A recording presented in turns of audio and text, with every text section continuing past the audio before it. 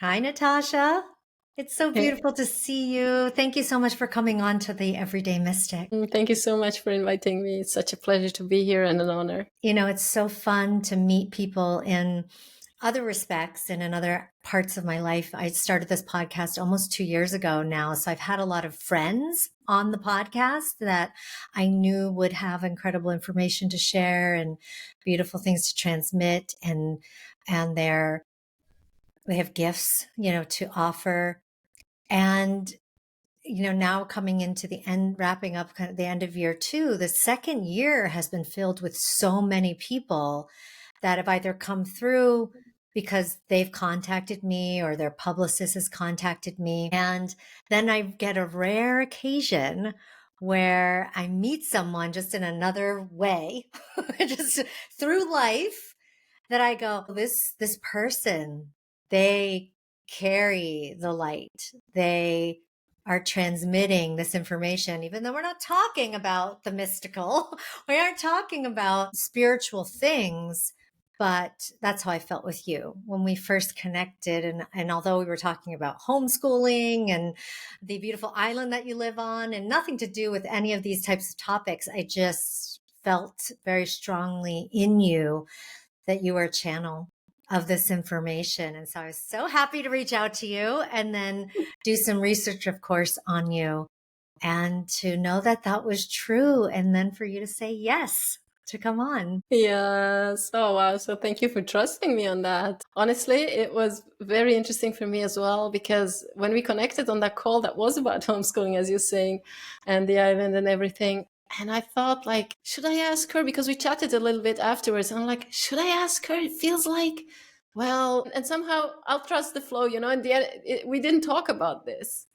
And then when you reached out to me, I was like, oh, of course, I knew it. I felt it the same in you. And I'm so, like, I was so delighted, and it's always beautiful to meet like-hearted souls. And I And think you said it too. You said souls see souls, yeah, right? And yeah. that when you're operating from this place, we're all souls, but when you actually operate from that place and that you're in that full recognition and you flow from your soul and that's how you live in this world, then that's what I am reflecting back in what you shared that you see that in other people. You recognize it. So yes, we're all souls around, going around in bodies and doing our things.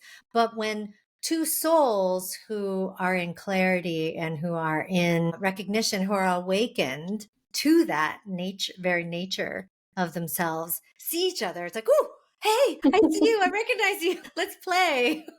Exactly. Yes. And we feel it, and so many times people feel like I'm maybe not as intuitive, but that's not true. It's also something that you can develop. And also, when you go into a room sometimes and everyone can feel the energy in a room when it's, for instance, there was a fight and you feel, ooh, it's dense here. I'm going to move out of here. Or you feel like that feels so great. I come in here. I feel so alive. So we can feel that, everyone. Yes, and I Mhm. love that. And yeah, that's how we recognize each other. It's beautiful what you said about, we all sense energy. And I think it's a Mm. really great way for anybody who is tapping into their intuitive gifts and their higher consciousness and really tapping into this soul self to start to play with that. People's gifts come in all different ways. Sometimes they get hit by a truck with their gifts. And it's just like portals open, they're seeing, other beings and they've left their body. I mean, sometimes that happens to people. And sometimes it's just a gradual unfolding of where we recognize more, we see more, we hear more. Life, the tenor and the color of life looks different, as that Mhm. unfolds. And so that's one way. If you're going to take on a practice, I think that anyone could do is just to feel the energy of a room. You can start with other people because people give off a lot of energy. So just starting with another person or another group of people and just sense the energy. feel what that feels like to be around that person or these people, and start to intuit what is going on without asking questions, without, actually getting data. Get data by allowing that energy to hit you, and start to fine tune it. Because you just mentioned that, right? It's all a fine tuning process, isn't it? Oh yeah, totally, totally. And it is practice like anything else. I mean, the more you do it, the more you will feel, the more you will sense, the more you will refine that and find out what does it mean for me. Because you might also be intuitive in the way that you're sensing things and feeling things. You might be seeing things, getting images. You might be hearing, suddenly getting voices and hearing that, like a thought. It could be internal, right? You just know, or you can just know. You just know it in your heart and you don't know why, right? And we all have that, and the more we do it, the more we refine that gift. But we have it all. You can all tap into our intuition, all of us. That's what I'm 100% convinced of. That's really a strong belief of mine. Yes. Let's Yes. go back to before you were fully tapped in. Where did you Mm. operate from mostly? What was your operating system like? Oh my God. I was completely operating from the rational mind. I remember when I was a child, I for sure was tuned in, but I had a traumatic experience and I just shut it all off, right? And I remember that day we were at school and we had some kind of sports event. And I don't know how I got on that sports field. I don't know how that all happened. I just remember that teacher suddenly shouting at me because I was in another world. I was so tapped in. I was daydreaming. I was somewhere else, right? And she would shout at me and go like, "Where are you?" And I wake up or not wake up, however you want to say that, and look around and go like, "Where do all these kids come from? I'm in sports class." I didn't know how I got there, literally. And I Mm. got punished for that. And then that's when I shut off. And I know I'm telling that story because I believe that many of us have experienced, in one way or the other, being shut down in their intuitive senses, in their multidimensional experience, or whatever you want to call that. And from then on, I was just like, pretty much rational mind. So I went through university, I went through everything, just like what's logical, what we can touch, see, smell. But the interesting thing is that when I was 12, my father passed over. And my mom had an experience where he literally talked to her, like after his death, Mm. literally his voice, loud and clear. And he had a message Mm. for her. And I remember that. And that's when I started reading all the books about near death experiences that existed back then. Now, you must imagine that was 82. So it was Raymond Moody and there was Elizabeth Kubler-Ross. And that were the only two that were a little bit known, right? That was like 3 books you could get on that. It wasn't Mhm. full of podcasts like we have it today that you can tune into any podcast and they're talking about it. But I did. And that's when part of my energy interest started developing. And also because my father was a medical doctor and studying acupuncture. So Chinese medicine was something I was familiar with. In a way, like he didn't Yeah. teach me or anything, but for me, it was so natural that, my grandfather knew acupressure points. And so for me, that was natural. When mom had a headache, I would give her a massage and I knew which points I had to press. She used to say, "You're a witch," because it worked every time. And so that part of me was always kind of there, or for a long time. But the rest of spirituality, I grew up in an agnostic family. So spirituality was not even talked about, not religion and not spirituality.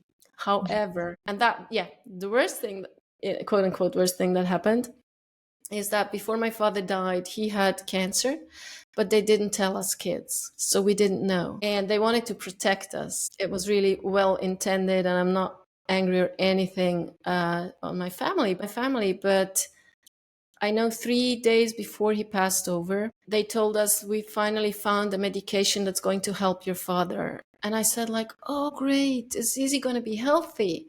And they said, "No, it's just helping him to ease his pain." And that was the moment when I said, "Okay, if there is God, you got to help me now." right? And I prayed for 3 nights that my father would be healthy, of course. And then he died. And for me, that was, there is no God. I got the proof. My family was right. God, anything out of that doesn't exist, right? It's just me, and I have to move and push through this world and control everything to stay safe.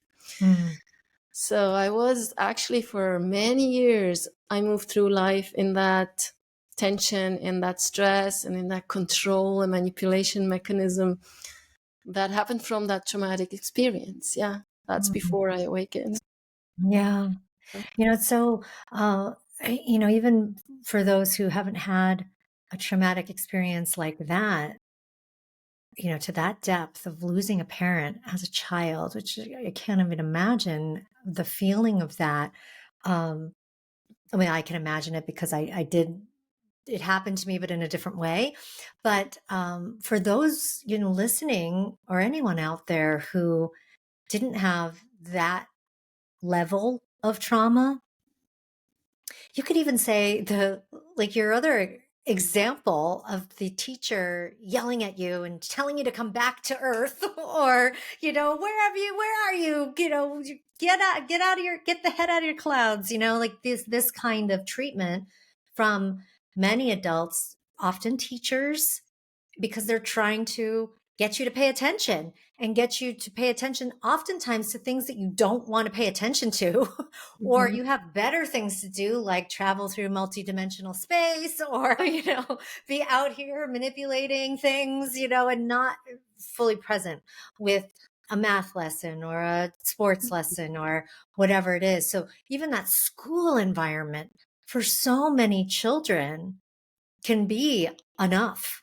of a trauma, enough of the right, close the door, throw a lock on it, to that intuitive body, to our sense of our higher self, to our ability to listen to, because often kids are saying, no, this isn't right, right? Inside, you're like, this isn't right. This isn't right. But everybody, parents, teachers, society is telling you, this is what you have to do. This is what is quote unquote right.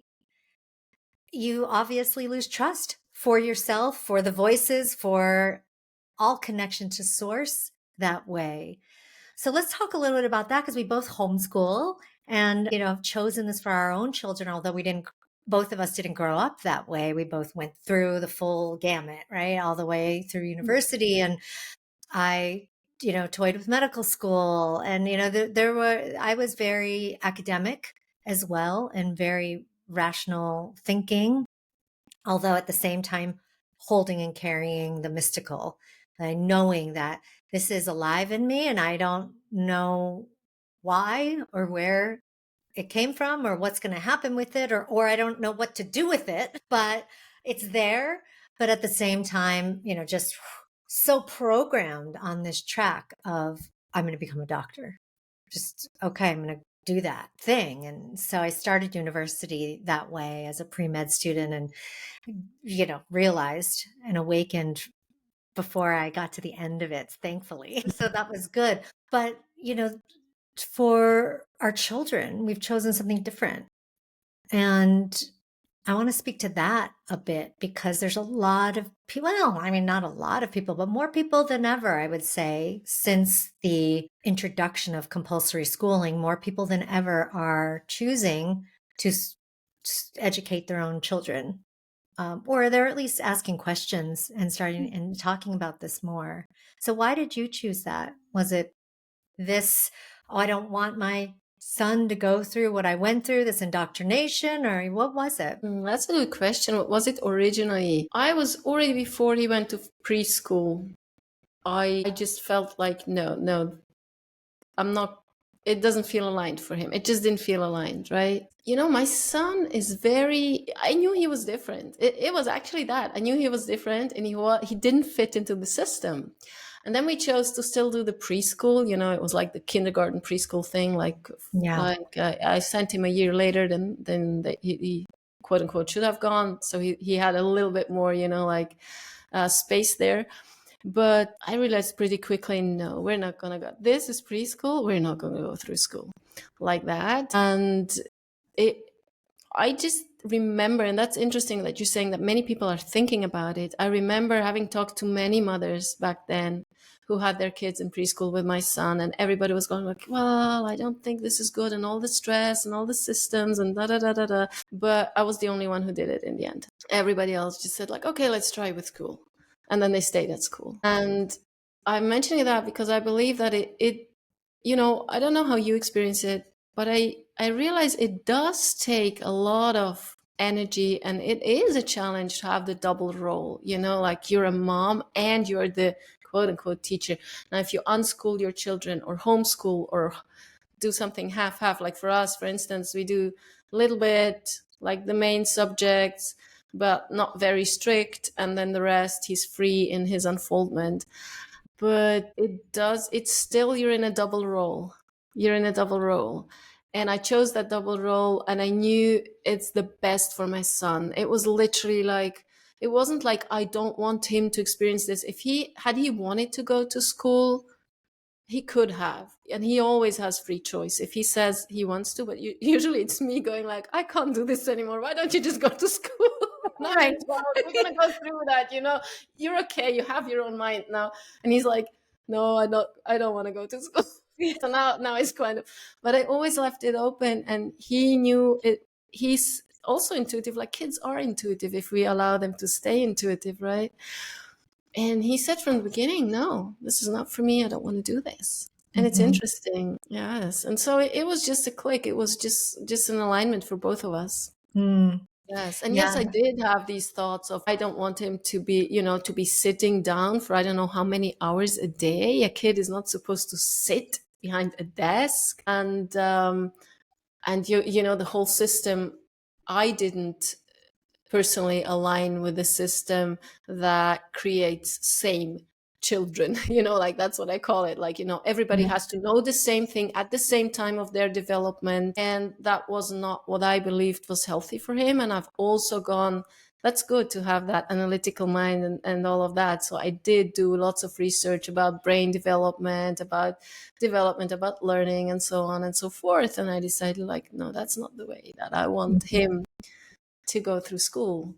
Yeah. Yes. It's a beautiful point that, you don't throw away analytics and rationality for intuition, right? These things can live beautifully together and harmonize with one another, right? You can run all of the data that you get in through your intuition, and you can intuit something and then do some research on it, right? It can all just live together. And I think that's what this life is about, that it is about receiving information in as many ways as we possibly can, filtering it and understanding that information in as many ways and dimensions as we can, so that we understand it in its fullest form, not just like, oh, one or the other, earthly being or, spiritual ascended being. It's not.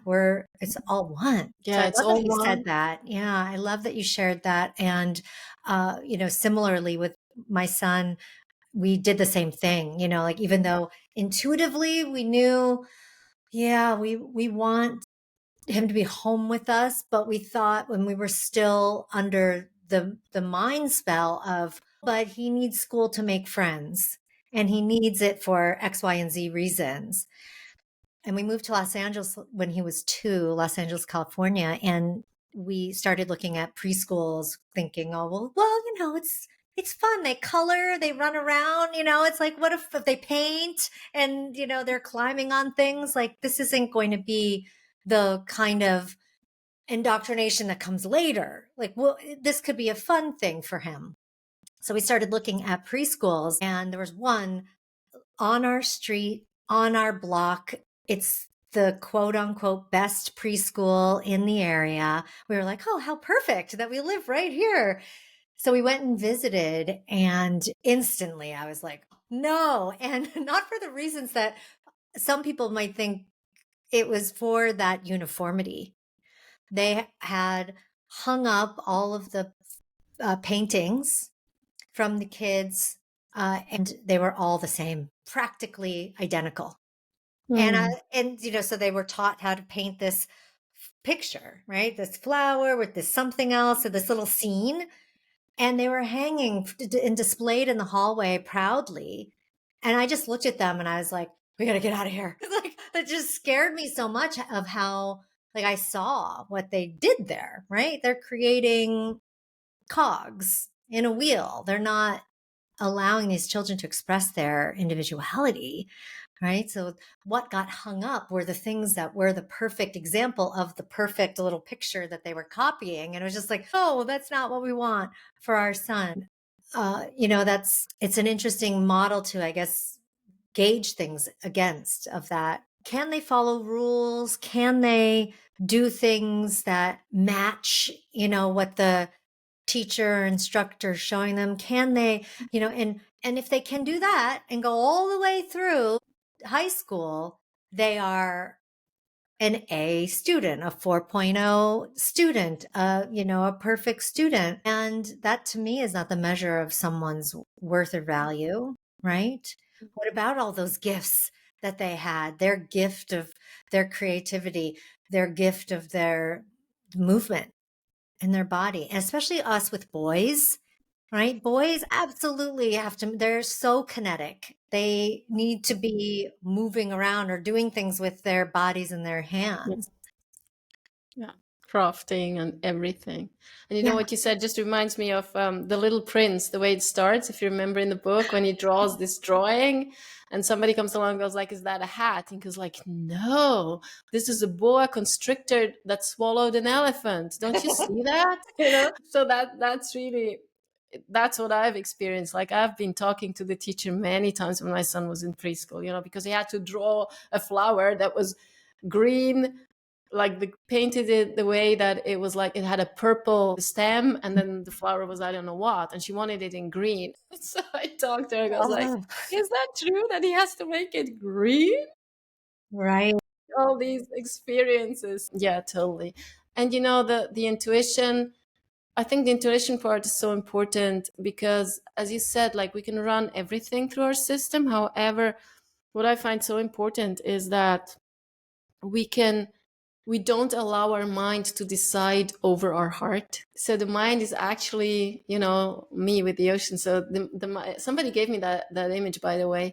It's like you're on a boat and the captain is your heart. The mind is the first officer on the boat. The one that's managing the project, getting everything organized, that's the mind. But the heart is the captain, the presence, your unique presence. And I think homeschooling is obviously a great way to allow your child to also stay in that as much as they can. They shift and go through their own experience as well, but it allows them to be connected more to that piece that they come in with. Yeah. Yeah. A lot of, I would say, rational thinkers, or maybe, there's a subset of people, of course, that think that following your heart is, a fluff concept, that this is, well, we can't all just follow our hearts, be out picking flowers, or, not getting things done and not making money. And that, again, that it has to be this one or the other. But I love that analogy that it's both working together. It's just which one's in charge, right? What do we put in charge? And I also see that there's different times in a day, in a life, across a project, whatever, where different aspects of you can be in charge at different times, right? It's like you can kind of give, just like not that they're changing roles, but that one's going to be more in charge. Like, okay, hey, we want to listen to your ideas, first officer, or, our people that are rowing, whatever, like, which way do you think we should go? Okay. And then the captain then finally makes that, the final decision, but not listening to these other parts of the self ends up cutting us off from so much wisdom, so much intelligence that we have. So for you, what did you do after university? And I guess skipping past, your awakening, because we know you had an awakening, but what did you do after you realized, oh my gosh, this is a whole different thing than what I thought it was? What did you start to do to listen to the heart and to follow your heart and put it in the captain's seat? That's an interesting question because, even before my awakening, I was actually following my heart after university. So after university, I left to follow my passion of dolphins and whales and ocean and everything around the ocean. And so I left to the Red Sea and I became a diving instructor. I just left university and I had a good degree in everything. I could go for a PhD. But I was like, no, I'm shifting. I'm following my heart because I had seen some documentary and never mind, not to go too far into the picture, into the story. But I had followed that, but then I came back because I have experienced so much healing happening through the ocean and through Mhm. people being by the ocean. So I've experienced, for instance, this is the most amazing transformation because I led people also on safaris. Yeah. So, for instance, one I remember this young man. He was on the safari with me, and we went along the desert and everything, and then we went like the whole group, and then we went on a boat. And long story short, we're talking in the evening, and I tell him like, oh, wow, it's almost midnight. I'll let you sleep now because tomorrow morning we have an early morning dive. And he tells me, oh, yo, don't worry, I'm not sleeping. And that's that intuition, that inner knowing that you don't know where it came from. And I just told him, I know you're going to sleep. And now I'm saying goodbye. I went to sleep. Next morning, he comes to me, he goes, what did you do to me? I was like, why? What did I do to you? I don't remember. I went to sleep. And he said, it is the first night after years that I've slept for more than 1.5 hours in a row. I have PTSD from the war. So for those who don't know, that's post-traumatic stress disorder. So he couldn't sleep longer than 1.5 hours in a row. He would wake up, and he slept for, I think he told me 5 hours or 6 or something like that in a Which row. must have felt like a lifetime to him. It felt like a lifetime. And I just told him I didn't do anything. It was the ocean. That's what the ocean does, right? Because I knew the healing power. I felt that in my whole being all the time. And so I wanted to learn more, and I went back to Switzerland, I learned like NLP and energy healing and energy psychology and I don't know what else, and coaching and facilitation and experiential learning and everything I could learn, and became a leadership coach and a personal development coach and a team development coach. And so I did not follow my heart. And that was when I stopped following my heart again, because I actually left back to Switzerland to do all that in order to learn more and then bring people to that healing power of the ocean again. But it was the comfortable life that so many of us have, right? It was good money, lots of holidays. I was self-employed. I could do what I wanted. And then my body went into stop, you're not doing this anymore. I had burnout and everything. And then came my awakening. So that's what you asked. And so afterwards, in that awakening, I realized, oh, I had stopped following my heart. And so I picked it back up and I realized I need to go back to the ocean. I started traveling. So first, my body was still so in bad shape, that I traveled for 2 weeks in Europe with my son along the sea and along the Med. And I got ill and I had to go back and to abort it. And then a year later, we traveled for a month. And a year later, we traveled for 6 months and so on. And so I just started following every nudge. Like I knew I wanted to go back to the ocean. I didn't know where. And I started following when I felt, okay, I need to go and check this out. I need to go there. It was just a feeling. It was really my heart pulling in a certain direction. And I trusted that. And also because my gifts came online. So I started channeling ocean light language and I started sharing that. And so only but a few years later, I realized how that all started playing together, right? Because the ocean that I channel, the wisdom of the whales, the dolphins, the light of the ocean light codes, and bringing people to the ocean in retreats and to swim with whales. So everything started coming together. And that's maybe important for the listeners, before you follow your heart and that nudge that you feel from your intuition, you can't know, you can never figure out where it's going to lead you. And I don't know how you experienced it, but at the moment where I was standing there and I'm realizing, with tears down my cheeks that I had stopped following my heart, and that's the reason why I'm sick, and that's the reason why I'm in burnout, and not because I'm a single mother or this or that, but because I didn't follow my heart. When that dropped in, I could never have imagined that I would be a channel for ocean light codes. I mean, this is so far out there, right? In that moment, right? What is that even, right? Yeah. And do multidimensional healing and help people live their soul calling and step into their gift and, you know, release what's holding them back and all of that. Never ever that this was going to be developing in that way. But when we trust our heart, it leads us. It will lead to the left and to the right and up and down, and you don't know Yes. why, but in the end you're going to get to somewhere that's even better than anything you can imagine. Mm. And I don't know how you experience it. I'm curious to hear if you want to share.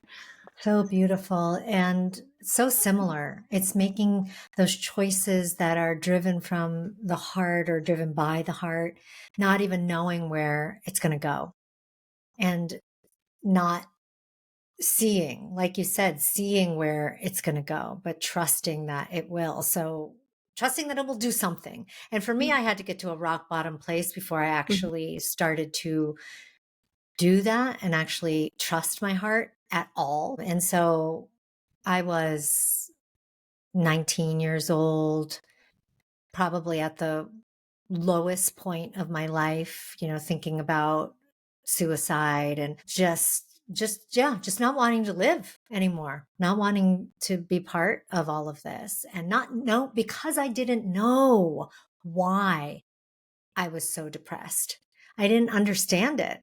I didn't understand why I felt so alone and so heartbroken. Now, when, you know, if anyone knows my story and you look at it, you're like, oh, of course that's why. Like, look at what happened to you. Of course that's why you felt all those ways, but I couldn't see it. I couldn't see into my story. I couldn't see into my heart because it was so blocked. It was so protected and sheltered.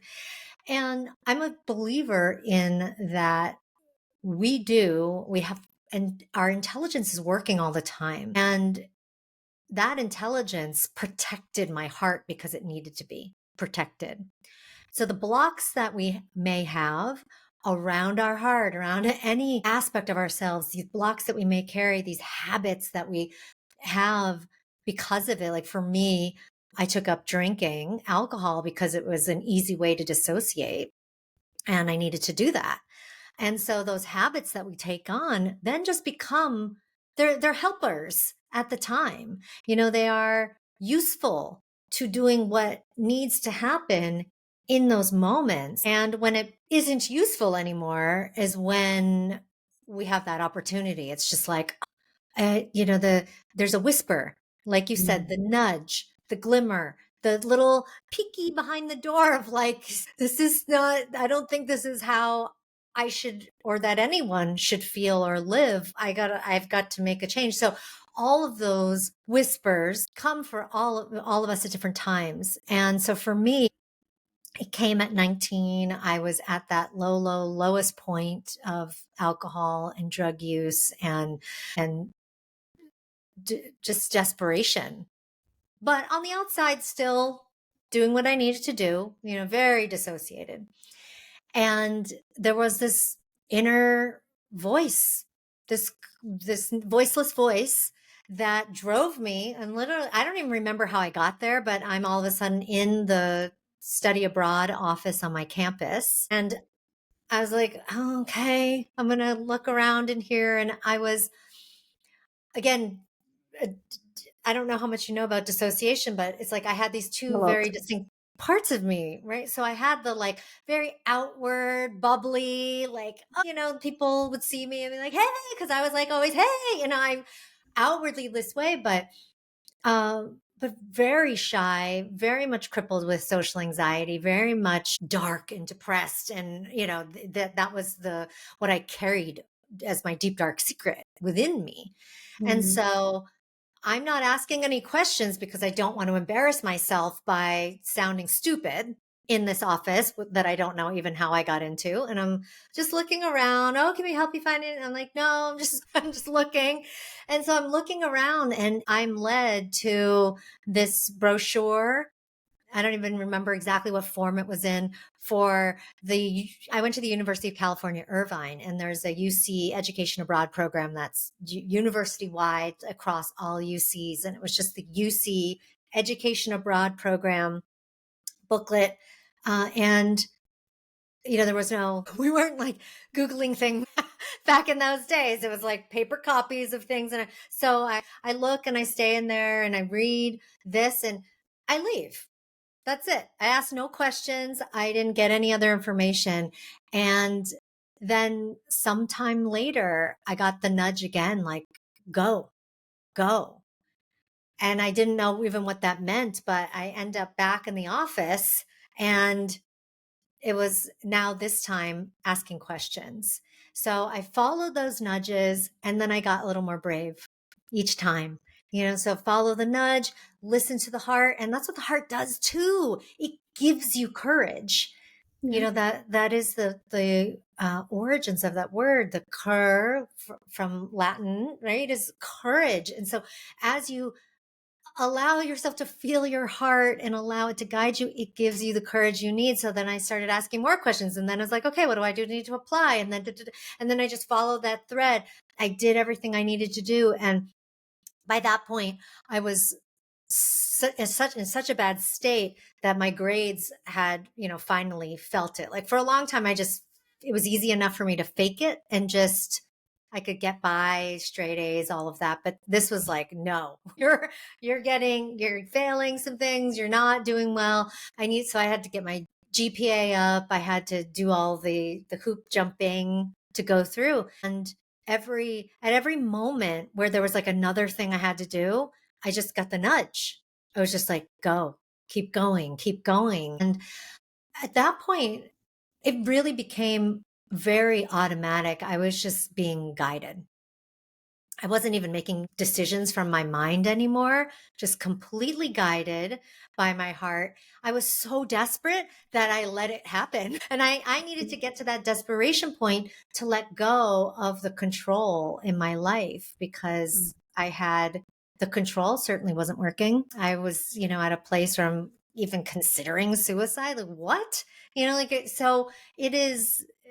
I just knew, okay, I've got to let this thing happen. And so I'm falling apart still in a lot of ways, but I'm also just fully trusting this path and just letting it happen and work for me and work in my life. And so I ended up in New Zealand and spent a year there. And it was a magical, life altering, incredible experience where I had this mystical mountain experience completely unaided by drugs. And I say that because, a lot of people do aid with drugs, and I had done many drugs, prior to this moment, tons of drugs, lots of psychedelics, lots of other drugs, tons of alcohol. Like it wasn't that I was clean and sober at that point, but in that moment I was. And in the moment of this absolute breathtaking experience of becoming one with all that is, I was sober. And that changed the story. It changed the timeline of everything. But I wouldn't have been there had I not listened to the nudges, had I not followed the heart. So same as you, right? Of just like you go not knowing where it's going to lead. And I didn't even know where I was going to go from that point forward. But after I received the message on that mountain, which was to heal my heart, find my gifts and share them with the world, then I knew this is what's been happening. Like this is what's been guiding me. And I didn't realize how important it was. I didn't even realize it was there. I get is the sad part. It's like I was so cut off from it. I didn't even know. I didn't feel it at all. I didn't know it was there. So it was the acknowledgement of that. And then I set out on the work to heal the heart, which took decades. Still happening, it's still going on. Yeah, I think we're all work in progress always. Always. We are. And I love your story. Yeah. And these, as you said, like these, when we close our heart, it was for a reason. And when the reason isn't there anymore, that's when we can start healing the heart. Yeah. That's when we can. And most of us can, because it's, that which helped you at the time when you created whatever block that is in your life, if you want to call it like that, or challenge, or closed heart, or whatever. It I'm really grateful that you said that, because when we can acknowledge that and come at it from a place of not, oh, I need to get rid of this, but we can love it into Mhm. wholeness, because and also have the awareness that, oh, actually that was life-saving in that moment, and now I don't need it anymore, so I can release it. Then the journey is so much easier, right? Yes. Yeah. And so you're in your communion with the Mm. ocean waters, the ocean creatures, the spirit and the energy of the ocean. Has that been a way? Let's talk about the releasing part, because that to me seems like such a beautiful place to release these Mm. burdens that we carry. Yes. I find that the ocean just is such an amazing healing power by herself. I've experienced it with me, I've experienced it with others. And you know what people can do right away is, just whenever you have an alive body of water, it doesn't even have to be the ocean, even though the ocean is very special, but of course keep it safe, little disclaimer. But if you have a life, what do I mean by alive? Water that is in its free natural form is Mm. alive water. It has a different structure, molecular structure. It is crystalline. It's like a liquid crystal. It can store information, emit information, receive information. There's even scientists who say, like Nassim Haramein is a very well-known astrophysicist, and I heard him say that for him, water is the interface between the quantum world and the physical reality. And there are other researchers like Veda Austin, who says, like, water literally is God Mm. in the form of water. And so if you're interested, like, there's a lot to uncover there. But how we can commune with water and the ocean is just, you can just sit by an ocean, at the beach, at the riverbank, or you can immerse yourself if it's safe. It does clear your system, and you can go there with an intention to connect with that water. If you go in from that heartfelt intention to really connect, not to use water for something, and go at it Yeah. from a feeling of, oh, this is literally has consciousness, is alive. You'll have such a different experience. I know it might sound crazy a little bit to go like, what water alive, water consciousness, what are you talking about? However, if you can open up to that, even just to the idea of it, to the curiosity, or even think like, okay, I'm going to just feel what it feels like when I'm in the water or at the water, you will start to experience and to sense the clearing power, the healing power, the releasing power. And the other part is that I'm looking at this picture of a whale right here. So the whales are just coming in.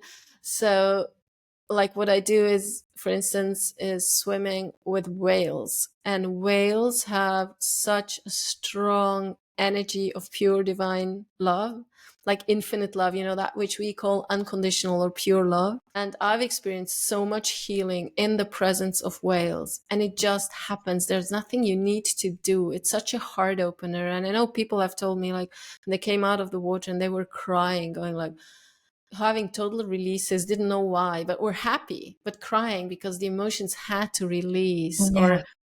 Or or like saying like, oh my gosh, this whale just looks straight in your heart. A whale's eye, even if you see it online, if you see a whale's eye looking into the camera, it's magical. Mm.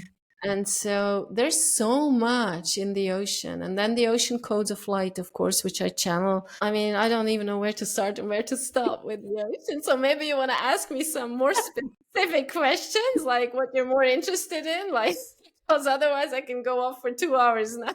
I think we could have a second episode just on that. I think the fact that so many of us are drawn to the seaside, Mhm. right? I think humans know, right? They just know that there is magic there. So many people vacation on the beach. It's not just because it feels relaxing, like if we feel relaxed because of that, right? So it is, whether this sounds, none of our listeners here are going to think that sounds crazy to be like, oh, we can commune with the energy of this consciousness of the ocean, because I think most people tuning in that would sound right on to them. But if we have any new listeners that are tuning in to now, this is the same as, the energy of a tree, or the energy of even what we would consider a less alive object, like a building or a rock. Everything is energy. Everything is emanating its own frequency because it is energy, and therefore it is alive. So we're living in this pulsating, alive sphere realm that we're getting to, if we choose to communicate with that on a frequency level.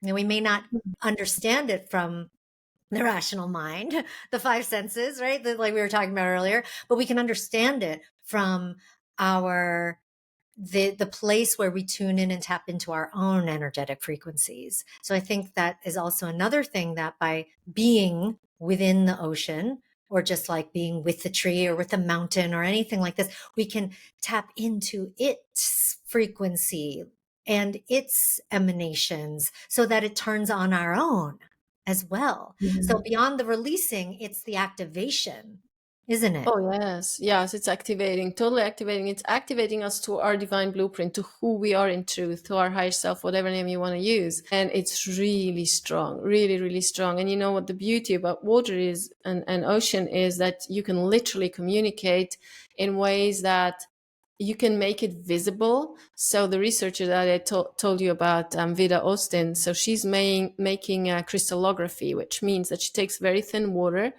she puts it into the freezer, and the moment when the water starts freezing, she takes pictures. And now the water shows, the water answers. The water talks to you, just literally. It's not like most people are familiar with Emoto's work. Mm-hmm. Soru Emoto, who has, like exposed water to like different kinds of music or words, and the water would form different crystals or not crystals, and polluted water or not polluted water. So what she does, she takes it so much further, and she has asked the water questions. Like Oh. she would ask the water questions, tell me something about me.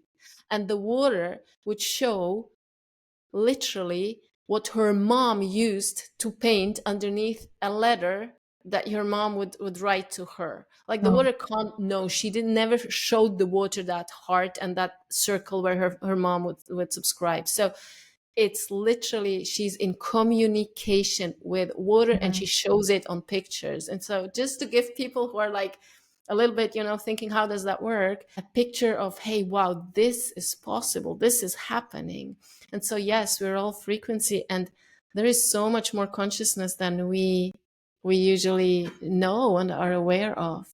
And the water activates us. It helps us, like the ocean literally is an activator of our higher potential, of our unique coding, our unique signature that we bring to the world, which holds that highest expression of who we are, our most authentic expression and free expression, and also our highest calling, our highest purpose.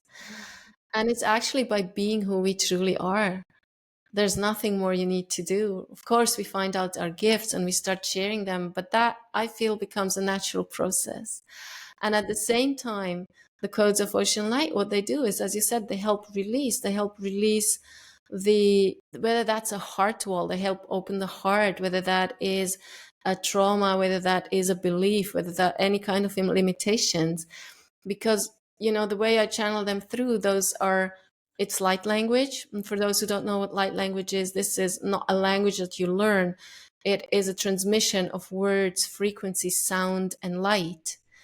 And that transmission comes through my mouth as in like words, gibberish. It sounds like gibberish, and or sound that I like, toning. So toning, singing, things like that. It bypasses our conscious and subconscious mind. So it bypasses all the blocks that we put up as resistance, right?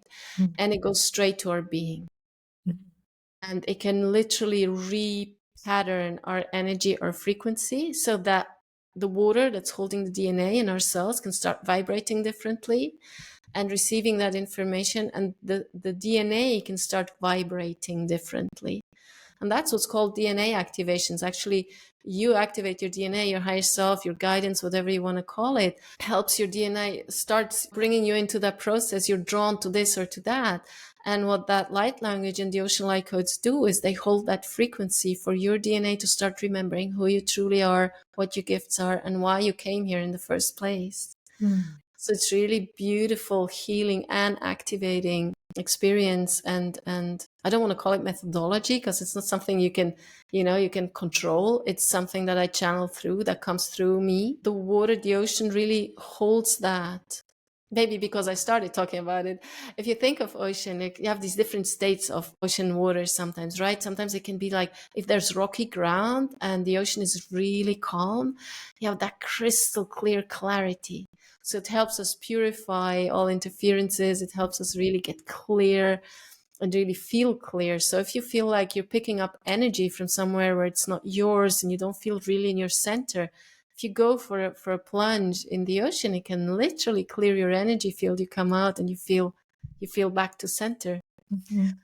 And then the ocean can have the state of this right now where I am. There's like waves, there's a storm, maybe you heard thunderstorm in the background, and she can be really wild. So she's really in her free expression. She's in her power, and she is the creatrix of life on our planet. So she helps us embody that creator energy, that power of being who we are and not thinking about what others might say or think, but just be ourselves, right? Be flow free, and then the free flow, the ebb and flow, being in flow. So there's so much that the ocean brings in, and if we can harness that, it's so beautiful. Mm. And what I also love to do is always bless the ocean, and it's a give and receive. Mm-hmm. Yeah, I Yeah, think that's just like any important. relationship, right? Yeah, Yeah.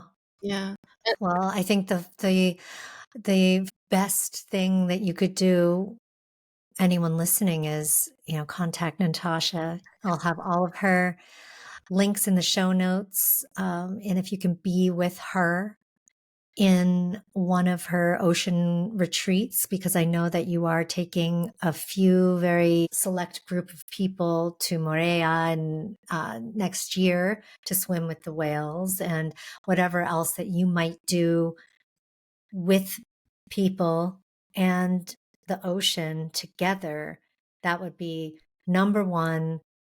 Go do that. Number two, go do it yourself. Get in that alive water.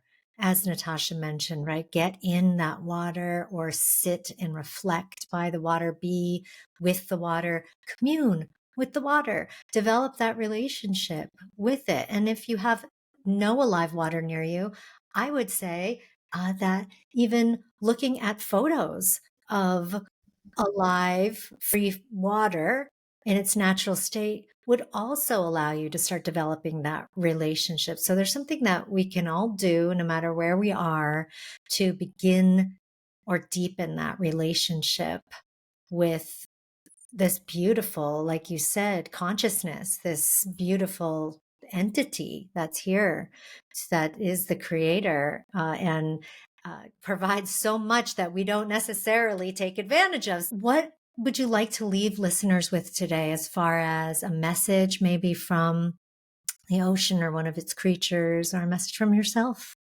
that you'd like to share? yeah. So the ocean has shown me just before I came to talk with you, because before we went online, I tuned in, and she showed me a beautiful wave of light, like it was a wave, like an ocean wave. And there was this, when the sun shines on the ocean, that's really a portal. But she showed me that, and she showed me focus on the light. And what that means is focus on that which you can really see the beauty. There's always beauty around us. There's always light around us. Yeah, if you have ocean, the light reflecting on the ocean is beautiful to watch. And usually we're like, oh, mesmerized, but it can be anything, a rose, a flower in your garden, or at the edge of the street. Just start focusing on that which is good. And also, of course, on the love. The whales came in immediately and just like, open your heart to love. But if you can focus on the love and the heart, just know that whatever we focus on, we create more of.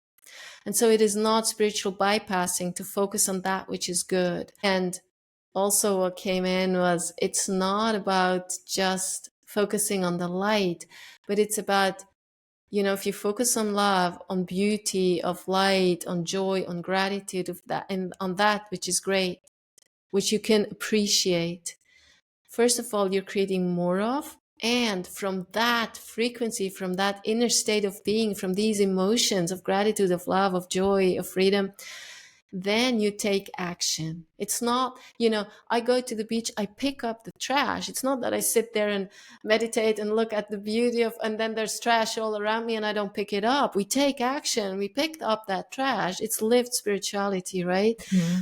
Or you sign a petition that's important for you, or you go and clean the beach and you create, a group of people, or whatever it is that you feel drawn to do, whether it's with children, with animals, with plants, whatever that is, where you want to contribute.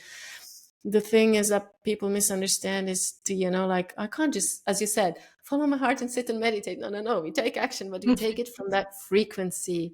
And the ocean showed me that light, and it also showed me like the other side of the wave. There was a lot of chaos, and that's why the message came in. Yes, we have chaos in the world right now, because the things that are not aligned are falling apart. They're falling off, they're dropping off. But if we can focus on the light, and from that alignment and from that love and frequency, we take action, that is how we can support the shift best. That's the message that the ocean was sharing for today. Thank you for sharing that with us. Thank you, Mother Ocean, for transmitting that through Natasha. Thank you so much for all of you who've tuned into today's transmission. And I'm going to go forth into the day with that beautiful image of that light shimmering off the ocean as a wave comes in. I can see it so clearly. Thank you so much for being with us today. Thank you so much for having me. It was beautiful, beautiful talking to you. You too.